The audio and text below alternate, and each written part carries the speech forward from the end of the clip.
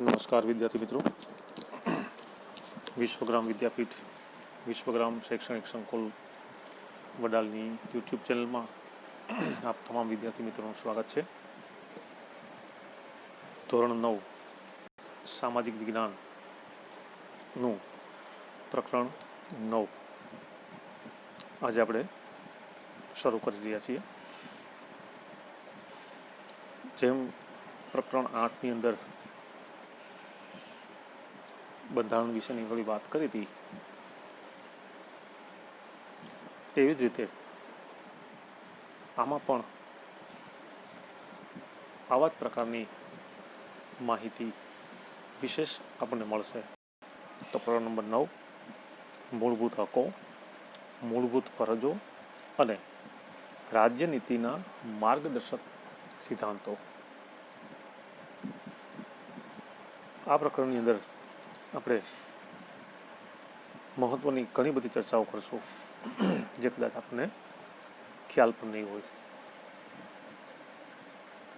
તો ભારતના બંધારણનું આમુખ, તેના મુખ્ય આધારસ્તંભો અને વિશિષ્ટ લક્ષણોનો અભ્યાસ આપણે પ્રકરણ નંબર 8માં કરી ગયા. આ પ્રકરણમાં બંધારણના વિશેષ મહત્વના લક્ષણો જેવા કે મૂળભૂત હકો, મૂળભૂત ફરજો અને રાજનીતિના માર્ગદર્શક સિદ્ધાંતો વિશે આપણે થોડી ચર્ચા કરશું. એમાં સૌથી પહેલો મુદ્દો માનવ હકો, માનવ અધિકારો, હ્યુમન રાઇટ્સ. તો મુદ્દાને સમજતા પહેલાં સાવ સામાન્ય આપણે માહિતી મેળવી લઈએ કે બંધારણ જ્યારથી અમલમાં આવ્યું ત્યારથી મનુષ્યને, કે આપણને બધાને એક હક મળ્યો છે, આપણને કંઈક અધિકાર મળ્યો છે. કેવા કેવા અધિકારો, કેવા કેવા હક મળ્યા છે એ આપણે આ પ્રકરણમાં ચર્ચા કરીશું. પણ સૌથી પહેલાં તો અધિકારની વાત કરવી છે આપણે. જ્યારે રજવાડાનો સમય હતો, રાજાશાહી હતી, અથવા તો એનાથી પણ પ્રાચીન સમયની વાત કરવી હોય તો સામાન્ય મનુષ્યને, એટલે કે આપણને કોઈ પણ પ્રકારનો અધિકાર ન હતો. જેવી રીતે રાજા અથવા તો કોઈ એવો મુખ્ય વ્યક્તિ જે રીતે કહે એ રીતે જ કરવાનું. એક ગુલામ જેવી સ્થિતિ હતી ત્યારે. કોઈ પણ વ્યક્તિની સામે કોઈ વ્યક્તિ, નાનો વ્યક્તિ એટલે કે સામાન્ય માણસ બોલી શકતો નહીં. ત્યારબાદ રાજાઓ આવ્યા, અંગ્રેજો આવ્યા. આ પ્રવૃત્તિ આમને આમ ચાલુ રહી. પછી એ સમય દરમિયાન આપણે ભારતને આઝાદ કરવા માટે આપણા ઘણા બધા સ્વતંત્ર સૈનિકોએ ખૂબ મહેનત કરી અને અંગ્રેજોમાંથી આપણને મુક્તિ અપાવી, અંગ્રેજોનું શાસનને અહીંયા ખતમ કર્યું.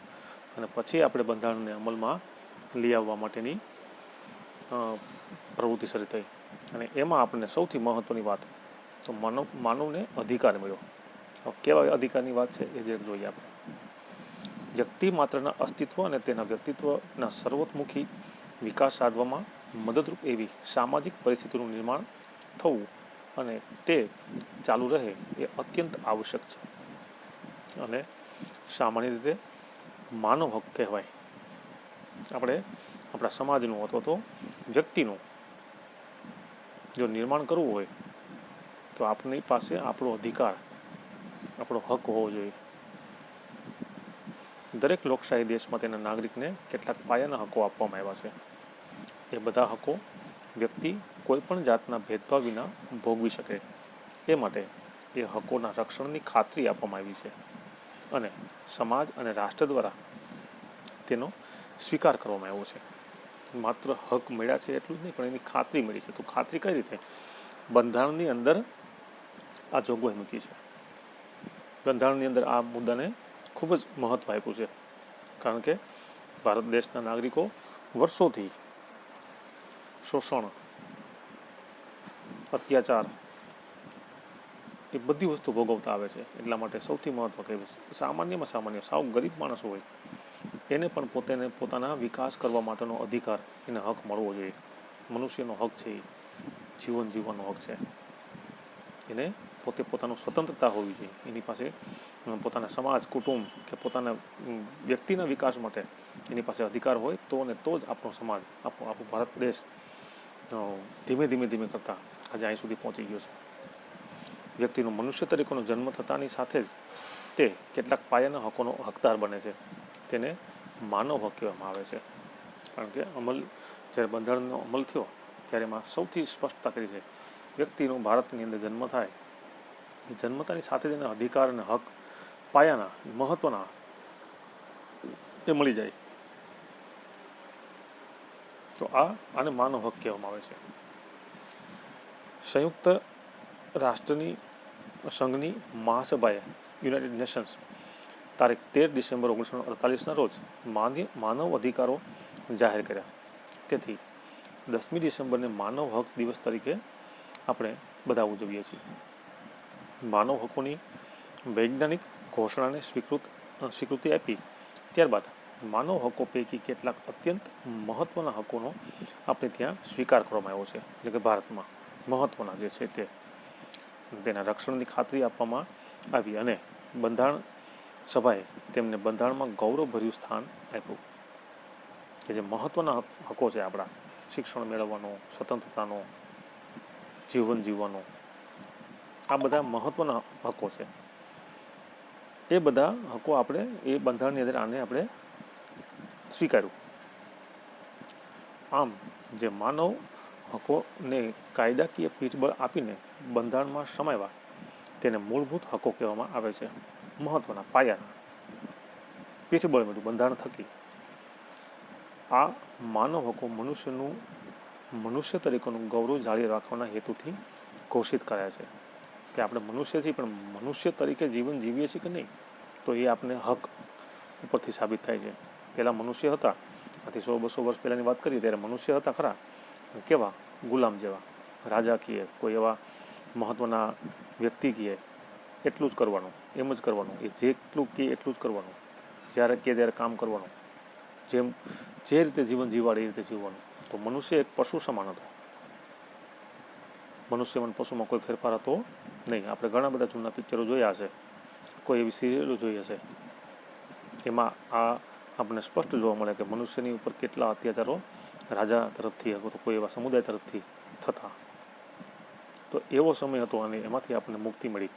બંધારણની અંદર આપણને માનવ જે મૂળભૂત આપણા હકો છે એ અપાવી અને આજે કોઈ પણ માણસ સાવ ગરીબ હોય, એની પાસે કોઈ પણ પ્રકારના પૈસા નથી, કોઈ પણ પ્રકારનું પદ નથી, તેમ છતાંય એની પાસે હક છે, અધિકાર છે, એની ઉપર શોષણ થતું હોય તો તરત તે કાયદાનો સાથ લઈ અને એની સામે રક્ષણ મેળવી શકે છે. તો આ આપણા માનવ હકોનું સૌથી મહત્વની બાબત કહેવાય છે. કે તો મનુષ્યનું અસ્તિત્વ ટકાવી રાખવા માટે તેને ન્યૂનતમ જરૂરિયાતો રોટી, કપડાં, મકાન, શિક્ષણ અને આરોગ્ય તેને ગૌરવપૂર્વક અને સન્માનજનક સ્થિતિમાં પ્રાપ્ત થઈ શકે. આપણે સરકાર તરફથી આ બધી વસ્તુ આપણને અપાઈ રહી છે. જે ગરીબ માણસો છે અથવા તો કોઈ એવા વ્યક્તિઓ છે કે જેની પાસે ખાવાની માટે સગવડતા નથી, કામ ધંધો નથી, કપડાં નથી, મકાન નથી, શિક્ષણ નથી, આરોગ્ય નથી, તો આ બધી વસ્તુ આપણે સરકારી હોસ્પિટલો છે, સરકારી શાળાઓ છે, તો એ માનવ હકનું એક ઉદાહરણ છે. જેની પાસે પૈસા નથી એને સરકાર તરફથી આરોગ્યની સુવિધા મળે છે, મફતમાં સારવાર થાય છે, મફતમાં શિક્ષણ પણ લેવાય છે સરકારી સ્કૂલોની અંદર. તો આ એ માનવ હકનું એક ઉદાહરણ છે. ઉપરાંત તે સર્વતોમુખી વિકાસ સાધી શકે છે. તે જાતનું રાજકીય અને સામાજિક વાતાવરણ મળી રહે તેનો રાજ્યને સ્વીકાર કરીને તેના રક્ષણની બાંહેધરી આપવામાં આવી છે. એને કોઈપણ સામાજિક રીતે એને કોઈપણ પ્રકારનું રક્ષણ મળી રહે આવા પ્રકારની બંધારણની અંદર હકની બાંહેધરી આપી છે. તમને હક મળશે અને છે જ, આપણે બધાને મળી જ રહ્યો છે, પણ આપણે હજી સુધી કંઈ ખ્યાલ નથી હોતો કે ભાઈ આપણે કેવા કેવા હક ભોગવીએ છીએ, નાગરિક તરીકેના કેટલા હક આપણે ભોગવી રહ્યા છીએ એ હજી આપણે તમને હજી થોડીક સમય પ્રમાણે હજી ખ્યાલ ન હોય. પણ ધીમે ધીમે તમે જેમ મોટા થતા જશો, જેમ જેમ આગળ તમે અભ્યાસ કરતા જશો એમ તમને જે સરકાર તરફથી એટલે કે બંધારણમાં જે આપણને હક મળેલા છે એ બધા હક આપણે અત્યારે ભોગવી રહ્યા છીએ અને આપણે ભોગવતા આવ્યા છીએ. આવા પાયાના મૂળભૂત માનવ અધિકારો એ લોકશાહી શાસન પ્રથાની પાયાની ઓળખ છે. વ્યક્તિને મનુષ્યને હક ન મળ્યો હોય તો એ મનુષ્ય નથી એવું આપણે અગાઉ આમાં વાત થઈ કે માનવને માનવ તરીકેનું ગૌરવ મળ્યું છે. તો જ્યાં સુધી આપણા મૂળભૂત હકો નથી તો ત્યાં સુધી લોકશાહી છે નહીં. તો માનવના હક, એનો અધિકાર એ લોકશાહીની પાયાની ઓળખ છે. લોકશાહી જે તે રાષ્ટ્રમાં હોય એમાં દરેક લોકોને એટલે કે દરેક નાગરિકોને મૂળભૂત હક એટલે કે માનવનો અધિકાર એને મળેલો હશે. તો આ થઈ આપણી માનવ હકની વાત, માનવ અધિકારની વાત. એના પછી આપણો મૂળભૂત હકો, આપણે ક્યાં ક્યાં હકો મળ્યા છે. આપણો હક છે નથી, આપણે ઘણી વખત વાત કરતા મારે અહીંયા બેસવાનો હક છે, આમ બોલવાનો મારો હક છે. આપણે ઘણી વખત ક્યારેક ક્યારેક વાતો કરતા હશું, ક્યારેક ક્યારેક આપણે ચર્ચામાં પણ એ શબ્દ કે વાક્ય આવ્યું છે, આ લેવાનો મારો હક છે, આ વસ્તુ કરવાનો મારો હક છે. આવા ઘણા બધા વાક્યો તમે તમારા રોજિંદા જીવનમાં વાપરતા હશો અથવા તો તમે સાંભળતા પણ હશો. તો આવા પ્રકારના હકની વાત એ હવે મૂળભૂત હકની વાત છે. તો આપણો જન્મસિદ્ધ જે હક છે એની વાત આપણે કરીએ. તો એવા મૂળ 6 હકો. એમાં પહેલો સમાનતાનો હક, બીજું સ્વતંત્રતાનો હક, શોષણ સામેનો હક, ધાર્મિક સ્વાતંત્ર્યતાનો હક, પાંચમું સાંસ્કૃતિક અને શૈક્ષણિક હક, અને છેલ્લું છઠ્ઠું બંધારણીય ઇલાજોનો હક. આપણને બંધારણની અંદર 6 હકો આપ્યા છે દરેક નાગરિકને. એની આમાં આપણે વિગતે ચર્ચા કરીએ. આપણે સૌથી પહેલું સમાનતાનો હક. સમાનતાનો સૌથી મહત્વ હોય કે કોઈ પણ લિંગ, જાતિ, ધર્મ, જ્ઞાતિ, સંપ્રદાય, સમુદાય, પ્રદેશ, દરેક બાબતની અંદર કોઈ જાતનો ભેદભાવ નહીં. એક જ નાગરિક, ભારતનો નાગરિક છે, બસ. પછી કંઈક જાતિ, જ્ઞાતિ, ધર્મ, વર્ણ, ઓલું પેલું, પ્રદેશ, કોઈ પણ પ્રકારનો મુદ્દો વચ્ચે આવે જ નહીં. માત્ર ને માત્ર સમાનતાનો હક. ભારતનો નાગરિક છે, પછી કોઈ પણ રાજ્યનો હોય, કોઈ પણ ધર્મનો હોય, કોઈ પણ સમુદાયમાંથી આવતો હોય, કોઈ પણ જ્ઞાતિનો હોય, આને સમાનતાનો હક કહેવાય. એને જોઈએ આપણે જરા. કાયદા સમક્ષ સમાનતા અને કાયદાનું સમાન રક્ષણ, આ બે ખ્યાલોનો સમાવેશ કરવામાં આવ્યો છે. કાયદા સમક્ષ સમાનતા એટલે કોઈ પણ વ્યક્તિ કે વર્ગની તરફેણમાં વિશેષિત અધિકારનો અભાવ. કદાચ ક્યારેક કાયદો એટલે કે કોઈ પણ પ્રકારનો કેસ શરૂ હોય કે કાયદાઓ છે, કેસ શરૂ હોય તો આ ધર્મનો વ્યક્તિ હોય એને સજા, આ ધર્મનો વ્યક્તિ આવે તો એને સજા નહીં, આ સમુદાયમાંથી આવે તો એને સજા, આ સમુદાયમાંથી આવે તો એને સજા નહીં. આવો કાયદો છે. આપણે કોઈ પણ વ્યક્તિ ચોરી કરી છે તો ચોરીમાં એ પકડાણો, એને તમામ પ્રકારના પુરાવાઓ મળ્યા, તો ચોરી એણે કરી જ છે એ સાબિત થઈ ગયું છે, તો એને સજા થવી જોઈએ કે ન થવી જોઈએ? થવી જ જોઈએ, અને થાય જ છે. શું કામ? કેમ કે આપણા કાયદા એવા છે, જે વ્યક્તિએ ગુનો કર્યો છે એને એની સજા મળવી જોઈએ. પણ આપણા કાયદામાં એમ નથી લખ્યું કે આવા પ્રકારના ધર્મના લોકો જો ગુનો કરે તો એને સજા નહીં, આવા પ્રકારના ધર્મના લોકો ગુનો કરે તો એને સજા, આ જાતિના લોકો ગુનો કરે તો એને સજા નહીં, આ વ્યક્તિ અથવા આ જાતિના લોકો જે ગુનો કરે તો એને સજા. આવું કોઈ જગ્યાએ કાયદામાં લખ્યું નથી. આ વ્યક્તિની વાત આપણે, આ પ્રકારની વાત આપણે કે ભાઈ આપણને આવો સમાન અધિકાર મળ્યો છે, વ્યક્તિનો રક્ષણનો અધિકાર મળ્યો છે. સમાન. એક સરખી પરિસ્થિતિમાં મુકાયેલા વ્યક્તિઓને એક સરખો કાયદો લાગુ પડે છે. બે વ્યક્તિએ ચોરી કરી છે, બે વ્યક્તિએ કંઈ ગુનો કર્યો છે, એક જ સરખો, તો બંનેને એક જ પ્રકારની સજા મળશે. કે આને 1 વર્ષની સજા, આને 1 વર્ષની સજા, આને આવા પ્રકારનો દંડ, તો આને પણ આવો પ્રકારનો દંડ છે ને. એક સરખો કાયદો. ઉદાહરણ તરીકે આપણે કે મોટરસાઇકલ લઈને જતા હોય, પપ્પા આગળ તમારું વાહન ચલાવતા હોય, બાઇક ચલાવતા હોય, એમણે હેલ્મેટ પહેર્યું છે, બાજુમાં બીજા ભાઈ ઊભા છે, એમણે હેલ્મેટ પહેર્યું નથી, તો એને સજા થાય છે, એને દંડ થાય છે, જે કંઈ પોલીસની ફી હોય તે ભરવી પડે છે. બે વ્યક્તિ જતા હોય બાઇક લઈને, એકને સજા, એકને દંડ, એકને નહીં. આવું જોયું છે આપણે ક્યાંય? નહીં. આ ધર્મનો છે તો આને દંડ, આ ધર્મનો છે તો દંડ નહીં, આ જગ્યાનો છે અથવા આવા સમુદાયમાંથી આવે છે તો એને દંડ, આને દંડ નહીં. આવા પ્રકારની કોઈ પણ પ્રકારની પરિસ્થિતિ છે નહીં. એક સરખો કાયદો છે, બધી જગ્યાએ એક સરખો કાયદો લાગુ પડે છે. આ હક મુજબ વ્યક્તિઓ વચ્ચે જ્ઞાતિ, જાતિ, લિંગ, જન્મસ્થાન, આવક કે શિક્ષણના કારણોસર ભેદભાવ રાખવામાં આવશે નહીં. જ્યારે પણ સજાની વાત આવે અથવા તો કોઈ પણ પ્રકારના ગુનાની વાત આવે તો ત્યારે કોઈ પણ પ્રકારની જાતિ, જ્ઞાતિ, લિંગ, જન્મસ્થાન શિક્ષણ કે આવક કોઈ પણ પ્રકારનો ભેદભાવ રાખ્યા વગર એને કાયદા લાગુ પડે છે. તેમની સાથે કાયદાનો વ્યવહાર એકસરખો રહે છે. વડાપ્રધાનથી માંડીને પટાવાળા સુધીની કક્ષાવાળી વ્યક્તિએ પોતાના કાયદા વિરુદ્ધ કૃત્ય કરેલું હોય તો તે બદલ સામાન્ય નાગરિકની જેમ જ સમાન ધોરણે તે જવાબદાર રહેશે અને સામાન્ય અદાલતના ચુકાદાને તે આધીન રહેશે. કદાચ મોટો વ્યક્તિ એટલે કે વડાપ્રધાન સુધીની વાત આપણે કરવી હોય તો કદાચ વડાપ્રધાને કંઈ ગુનો કર્યો હોય તો એને પણ સજા થાય છે અને આપણે કંઈ ગુનો કર્યો હોય તો આપણે પણ સજા થાય છે. એટલે કે આમાં કોઈ પણ પ્રકારનો ભેદભાવ છે નહીં. વડાપ્રધાનને પણ સામાન્ય નાગરિકની જેમ કે જે કોઈ પ્રકારની કોર્ટ હોય, જે કોઈ પ્રકારની ન્યાયાલય હોય, અદાલત હોય, એમાં જઈને એના કેસની અંદર જે કાંઈ સજા આવે એને ભોગવવી જ પડે. એના વગર છૂટકો છે નહીં. શું કામ? કારણ કે સમાનતાનો હક મળ્યો છે એટલા માટે. જોકે રાષ્ટ્રપ્રમુખ અને રાજ્યપાલ વગેરેને કેટલાક વિશેષ અધિકારો આપ્યા છે.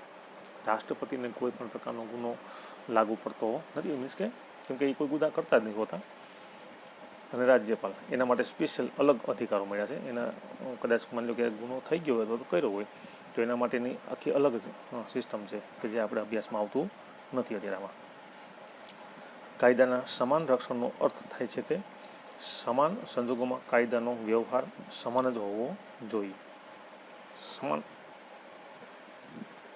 વ્યવહાર, કાયદાનો વ્યવહાર કેવો હોવો જોઈએ? સમાન. દરેક વ્યક્તિને સમાન બધાનું રક્ષણ મળે છે. એટલા માટે કોઈ વ્યક્તિ કે વર્ગને અલગ રાખી તેમના પ્રત્યે ભેદભાવ દર્શાવતો કાયદો રાજ્ય ઘડી શકશે નહીં. કદાચ કોઈ પણ રાજ્યને એવું થાય કે ચાલો આપણે આવા પ્રકારનો કાયદો ઘડી કે જેમાં અમુક વર્ગને સજા થાય, અમુક વર્ગને ન થાય, આવા પ્રકારનું કંઈ આપણે છટકો ગોઠવીએ, પણ એ શક્ય છે નહીં. કારણ કે બંધારણ આ બધાની ઉપર છે. બંધારણમાં સ્પષ્ટ લખ્યું બધું, એમાં કોઈ પણ પ્રકારનો ફેરફાર થઈ શકે નહીં. દરેક કાયદો તમામને માટે એક સરખી રીતે લાગુ પડવો જોઈએ. કોઈ પણ નાગરિકને દુકાનો, નાસ્તાગૃહો, હોટલો, જાહેર મનોરંજનના સ્થળોએ પ્રવેશ મેળવવાનો, જાહેર સ્થળોનો ઉપયોગ કરવાનો, જાહેર રસ્તાઓ, જાહેર તળાવો, કૂવાઓનો વપરાશ કરવાની તમામને એક સરખી સમાન તક આપવામાં આવી છે. આ મહત્વનો, અતિ મહત્વનો મુદ્દો. કે પહેલાંનો સમય કેવો હતો કે ભાઈ દરેક નાગરિકને તમામ પ્રકારની છૂટછાટ હતી નહીં. દુકાનોમાં માલ લેવા જવું, હોટલોમાં ખાવા જવું, જાહેર સ્થળો ઉપર કોઈ પણ ઉપયોગ કરવો, કૂવામાં પાણી ભરવું, આવી પહેલાં છૂઆછૂત, આભડછટ જેવી શબ્દ તમે ક્યારેક સાંભળ્યો હોય તો એવું હતું. તો આ વસ્તુને ખતમ કરવા માટે જ આ સમાન હકનો મુદ્દો બંધારણમાં મૂક્યો. અને આજે તમે જુઓ તો કોઈ પણ હોટલની અંદર, કોઈ પણ મનોરંજનના સ્થળો છે, કોઈ પણ તળાવો છે, જાહેર રસ્તાઓ છે, કૂવાઓ છે, દરેક જગ્યાએ દરેક વ્યક્તિ અત્યારે એ દરેક વસ્તુનો ઉપયોગ કરી રહી છે. હવે અત્યારે એવું કાંઈ છે ભેદભાવ છે ને કે પહેલાં તો એવું હતું કે તળાવમાં પાણી ભરવું નહીં, કૂવામાં પાણી ભરવું નહીં, જાહેર કોઈ પણ મિલકત હોય એનો ઉપયોગ કરવો નહીં. આવી ઘણી બધી બાબતો એ પહેલાંના સમયમાં, ઘણા બધા સમય પહેલાં તે હતું. એને લઈને આ બંધારણની અંદર આ સમાનતાનો હક એ સૌથી અતિ મહત્ત્વનો મુદ્દો એમાં મૂક્યો છે. આગળ, સ્ત્રીઓ અને બાળકો માટે ખાસ કાયદાકીય જોગવાઈઓ લિંગના આધારે ભેદભાવ ગણાશે નહીં. તે જ પ્રમાણે સમાજની અનુસૂચિત જાતિ, અનુસૂચિત જનજાતિ તેમજ સામાજિક અને શૈક્ષણિક રીતે પછાત વર્ગોની ઉન્નતિ માટે રાજ્યને ખાસ જોગવાઈઓ કરતા રોકાશે નહીં. પહેલાંનો સમય હતો ને કે સ્ત્રીઓ અને બાળકો માટે પણ એક થોડીક અંકુશ હતો કે સ્ત્રીઓ ભણી શકે નહીં, બહાર જઈ શકે નહીં, લાજ પ્રથાન, ઓજલ પ્રથાન, ઘણી બધી બાબતો હતી. એ બાબતોમાંથી મુક્તિ અપાવી આપણને આ સમાનતાના હકને. દરેક નાગરિક પછી સ્ત્રી હોય, પુરુષ હોય, એમાં લિંગ ભેદભાવની વાત આવતી નથી. અભ્યાસ કરવામાં અત્યારે બધાય ભણી રહ્યા જેવું છે કે ધોરણ 10 સુધી દીકરીઓને ભણવાનું, 10 પછી દીકરીઓને ભણવાનું નહીં. આવો છે કે કાયદો? ડૉક્ટર બનવાનું દીકરીને નહીં, એન્જિનિયર બનવાનું દીકરીને નહીં, આવું છે અત્યારે? અત્યારે તો સારામાં સારી પોસ્ટ ઉપર ઘણી બધી દીકરીઓ પોતે કામ કરી રહી છે. પ્લેનના પાયલોટ પણ છે, રેલવેના એન્જિન ચલાવે છે, બસ ચલાવી રહી છે. આવી ઘણી બધી બાબતો છે. તો એ સમાનતાના હકને ધ્યાનમાં લઈ અને આ સુધી અહીંયા આપણે ભારત દેશ પહોંચ્યો છે. ત્યારબાદ અમુક જે પછાત જ્ઞાતિઓ છે એને એના ઉન્નતિ માટે, એ વર્ગની ઉન્નતિ માટે આ સમાનતાના હકનો કાયદો મૂકેલો છે. સરકારી નોકરીઓમાં કે ઉચ્ચ અભ્યાસમાં પ્રવેશ મેળવવા માટે અનામત બેઠકોની અલગ જોગવાઈ એ સમાનતાના હકનો ભંગ ગણાશે નહીં. કદાચ અભ્યાસની અંદર શિક્ષણમાં, કેમ કે અમુક વર્ગના વિદ્યાર્થીઓ ભણતા નથી, એટલે કે મીન્સ કે ઓછું ભણે છે, કારણ કે એના મા બાપની પરિસ્થિતિ ભણાવવાની નથી હોતી, મજૂરી કરતા હોય છે, ગરીબી હોય છે, એટલા માટે એના બાળકો એટલું બધું ભણતા નથી. પણ એને ભણવા માટે સરકારે એવી જોગવાઈ કરી છે કે એને શિષ્યવૃત્તિ, સ્કોલરશીપ આપી, એને અમુક પ્રકારની બેઠકો આપી અને ભણવા માટે એને સગવડતા આપે છે, જેથી કરીને એ બાળક હોશિયાર છે, ભણી શકે એવી શક્તિ છે, એનામાં સારું આગળ વધી શકે એમ છે, તો એના માટે સરકારે આવી જોગવાઈ મૂકી છે. રાજ્યોની જાહેર નોકરીઓમાં નિમણૂક સંબંધી બાબતોમાં તમામ નાગરિકોને માટે સમાન તક રહે છે. જોકે નોકરી સંબંધી જરૂરી લાયકાતો નક્કી કરવાની રાજ્યને છૂટ આપવામાં આવી છે. સામાજિક ન્યાય અને વ્યક્તિના ગૌરવની ખાતરી સ્વરૂપે અસ્પૃશ્યતાની નાબૂદી કરીને અસ્પૃશ્યતાનું કોઈ પણ સ્વરૂપમાં આચરણ પર પ્રતિબંધ છે અને શિક્ષાને પાત્ર ગુનો બને છે. અસ્પૃશ્યતા, જે આપણે આભડછેટ શબ્દ કહીએ છીએ, તો આ હવે અત્યારના સમયની અંદર આ પ્રતિબંધ થઈ ગયો છે. અને જો કદાચ એવું ક્યાંય જાણવા મળે અથવા તો ક્યાંય બહાર આવે એવું કે ભાઈ આ વ્યક્તિ સાથે આણે અસ્પૃશ્ય વર્તન કર્યું છે, છૂઆછૂતનું વર્તન કર્યું છે, તો એ કદાચ શિક્ષાને પાત્ર ગુનો બને છે, એને કદાચ કંઈ પણ પ્રકારની સજા પણ અત્યારે થઈ શકે છે. સમાજમાં કૃત્રિમ ભેદભાવો ઊભા કરતા ઇલકાબો અને ખિતાબો દૂર કરવામાં આવ્યા છે. જેમ કે નામની આગળ સર, દિવાનજી, રાવ બહાદુર જેવા વિશેષણો લાગતા તે હવે દૂર થયા છે. પહેલાંનો સમય એવો હતો કે એમાં આવા પ્રકારના વિશેષણો લાગતા.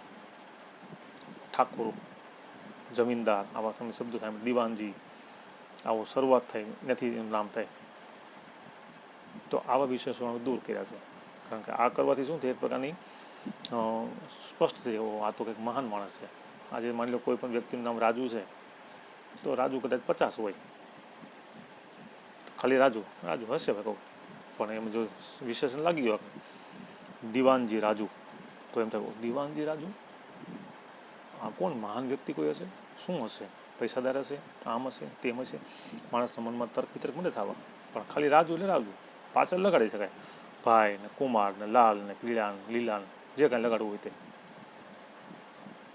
સ્વતંત્રતા પછી જુદા જુદા ક્ષેત્રોમાં તેમના વિશિષ્ટ પ્રદાનને અને સિદ્ધાંતોને ધરાવતી વ્યક્તિઓને બિરદાવવા માટે સરકાર દ્વારા ભારત રત્ન, પદ્મભૂષણ, પદ્મવિભૂષણ, પદ્મશ્રી જેવા વિશિષ્ટાદર્શક એવોર્ડ આપવામાં આવી રહ્યા છે. કદાચ જો સમાજની અંદર કોઈ એવો વ્યક્તિ હોય કે જેને બિરદાવવાના હોય, કદાચ એને પ્રમોટ કરવાના હોય, એને કદાચ કોઈ પ્રકારની કંઈ એવું એવોર્ડ આપવાના હોય, તો એવા પ્રકારના આપણા ભારતની અંદર રાષ્ટ્રપતિ દ્વારા આ પ્રકારના એવોર્ડ અપાય છે. ભારત રત્ન, પદ્મભૂષણ, પદ્મવિભૂષણ, પદ્મશ્રી જેવા વિશિષ્ટ એવોર્ડ આપવામાં આવે છે. લશ્કરી સેવામાં પરમવીર ચક્ર અપાય છે. લશ્કરી સેવાઓના નામની આગળ general, major, chief marshal, field marshal જેવા વિશેષણો લાગે છે. તે સમાનતા હકનો ભંગ ગણવામાં આવતો નથી, કારણ કે તે પોસ્ટ છે, એક પદ છે. એ તો ફરી જાય તો પછી બીજો કોઈ વ્યક્તિ હતો એની આગળ જનરલ લાગે, પછી પાછી નિવૃત્ત થાય તો ફરી પાછું એને મેજર કહી શકાય કે ભાઈ મેજર ફલાણા ફલાણા ફલાણા, ચીફ માર્શલ ફલાણા ફલાણા. એ વ્યક્તિની આગળ એ પદ ગ્રહણ કરેલું છે ત્યાં સુધી જ લાગેલું છે, પછી તે નિવૃત્ત થાય તો પછી એ આગળનું વિશેષણ નીકળી જાય છે. તો સેનાની અંદર, લશ્કરની અંદર આ પ્રકારનું વિશેષણ લગાડવામાં આવે છે તો એ કાયદાનો ભંગ ગણાતો નથી. આમ આ હક થકી સમાનતાવાળા સમાજની સ્થાપનાનો ઉદ્દેશ છે અને ભારતમાં કાયદાનું શાસન છે તે સ્થાપિત થાય છે. આમ અલગ પ્રકારના સમૂહો કે વર્ગો માટે તેમની અલગ વિશિષ્ટ સેવાઓના સંદર્ભમાં અલગ પ્રકારની કાયદાકીય જોગવાઈઓ હોઈ શકે. દાખલા તરીકે વકીલો, ડૉક્ટરો, શિક્ષકો, વીમા કંપનીઓ, સ્ત્રીઓ, સગીરો માટે અલગ અલગ કાયદાઓ છે. સમાન કામ માટે સમાન વેતનનો સિદ્ધાંત પણ આ અનુચ્છેદનો જ ભંગ ગણાય છે, એક જ પ્રકારનો ભાગ છે. તો આ રીતે અલગ અલગ પ્રકારની આપણે ઘણી બધી ચર્ચાઓ કરી. એમાં આપણે સૌથી મહત્ત્વની વાત કે સમાનતાનો હક, એને આપણે આજે જોયો. એના પછીનો બીજો મુદ્દો આપણે સ્વતંત્રતાનો હક, એના પછીના વિડીયોમાં આપણે જોશું. તો આજના વિડીયોમાં આપણે અહીં સુધી રાખીએ. ધન્યવાદ.